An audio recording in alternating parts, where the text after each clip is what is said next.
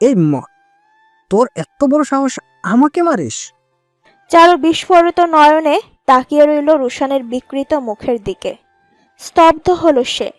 নিজেকে ধিক্কার জানাতে ইচ্ছে করছে। সে সত্যি মানুষ চেনে না। রুশানের হাতের বাঁধন থেকে নিজের চুল ছাড়ানোর চেষ্টা করলো, কিন্তু পারল না। রুশানের হাতের শক্ত মুঠোর সাথে নিজের ছোট শরীর শক্তি পেরে উঠল না। চোখ থেকে নোনা পানির রেখা গড়ালো। রুশান আরও কুৎসিত ভাষার প্রয়োগ করছে। চারুর শিরা উপশিরা অবধি কেঁপে উঠছে। ঠিক তখনই কোথা থেকে একজন এসে রুশানের মাথা ধরে গ্লাবের পিলারে প্রচণ্ড জোরে বাড়ি মারল। অপ্রত্যাশিত আঘাতে মাথা থেকে গল গল করে রক্ত পড়তে লাগলো তার। রুশান সাথে সাথে অচেতন হয়ে পড়ে গেল মাটিতে। আতঙ্কে রক্তশূন্য হয়ে গেল চারুর মুখখানা। স্তব্ধ আতঙ্কিত চোখে সে রুশানের অচেতন দেহের দিকে তাকিয়ে রইল কিছুক্ষণ। তারপর পাশে তাকাতেই চেনা শান্ত মুখখানা দেখতে পেল চারু। অস্পষ্ট স্বরে বলে উঠল, স্যার।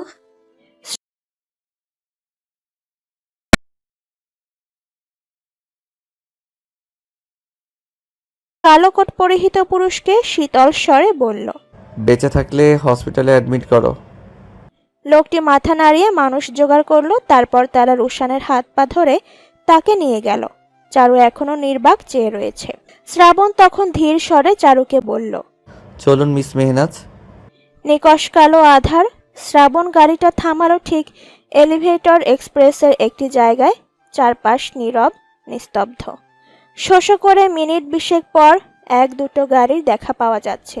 গাড়ির দরজা খুলে শ্রাবণ স্বাভাবিক স্বরে বলল, বের হন। চারু এক পলক শ্রাবণ শান্ত মুখখানার দিকে চাইল। তারপর এলোমেলো পায়ে গাড়ি থেকে বের হলো। এখানে আনার কারণ সে জানে না, জানতে ইচ্ছেও করছে না। শুধু জানে মনটা বিষাক্ত, মস্তিষ্ক কোষগুলো ক্লান্ত, বুকের ভেতর হুহু করছে কিছু চাপা কষ্ট। শ্রাবণ গাড়ির দরজা আটকে হেলান দিয়ে দাঁড়ালো। অপেক্ষা করলো চারুর মৌনতা ভাঙার, কিন্তু চারু নীরব। তার নিশ্চল আঁখি তাকিয়ে রয়েছে কালো আধারের দিকে। শ্রাবণ অনেকক্ষণ পর ধীর স্বরে বলল, এমনটা হয়, এত ভেঙে পড়ার কিছু নেই। কথাটায় কিছু একটা ছিল যেন। নীরব চারু হঠাৎ করে ফুঁপিয়ে উঠল। আকাশ পানে চেয়ে সেই কান্নার দমক বাড়ল। একটা সময় সব ভুলে উচ্চ শব্দে কেঁদে উঠল সে। শ্রাবণ তাকে থামালো না, শুধু হাতটা বাড়িয়ে তাকে টেনে ধরল বুকের কাছে। বুকের মধ্যিখানে তাকে আগলে তার চুলে হাত বুলিয়ে দিতে লাগলো। শ্রাবণ উষ্ণ আলিঙ্গনে চারুর কান্নারা বাঁধ ভাঙল। চারু কাঁদছে। তার বুকের ভেতর জমাট বাঁধা কষ্টগুলো অশ্রুরূপে ভিজিয়ে দিচ্ছে শ্রাবণের বলিষ্ঠ বুক। শ্রাবণ নড়ল না, একটা মুহূর্তের জন্য ছাড়ল না চারুকে। শুধু বিড়বিড় করে বলল, এই শেষবার চারুলতা, অন্য পুরুষের জন্য এই শেষবার কাঁদার জন্য অনুমতি পেলাম। গাড়িতে পাশাপাশি বসে রয়েছে দুজন। দুজনের মুখে কোনো কথা নেই। চারুর চোখ এখনো ভেজা। তার খুব লজ্জা লাগছে। শ্রাবণকে জড়িয়ে কান্নার দৃশ্যটা মনে পড়তেই লজ্জায় মিশে যাচ্ছে সে। রাত তখন 11টা। শ্রাবণের গাড়ি থামলো ঠিক চারুর বাসার সামনে। চারু বুঝতে পারছে না বাসায় কি বলবে। রোশানের সত্যটা কি এখনই জানাবে? শ্রাবণ গাড়ির দরজা খুলে দিল। আমি আছি চারুলতা, তোমার ভয় নেই। চারু ফেলফেলিয়ে তাকালো শ্রাবণের দিকে। পুরুষটি তাকে প্রথমবারের মতো আপনি এবং মিস মেহনাজ ছাড়া কথা বলেছে, অথচ তার মস্তিষ্ক ব্যাপারটিকে আমলে আনেনি, কারণ সে চিন্তাগ্রস্ত। এলোমেলো পায়ে বের হলো গাড়ি থেকে। এক রাশ দ্বিধা নিয়ে পা বাড়াতে যেও পারল না।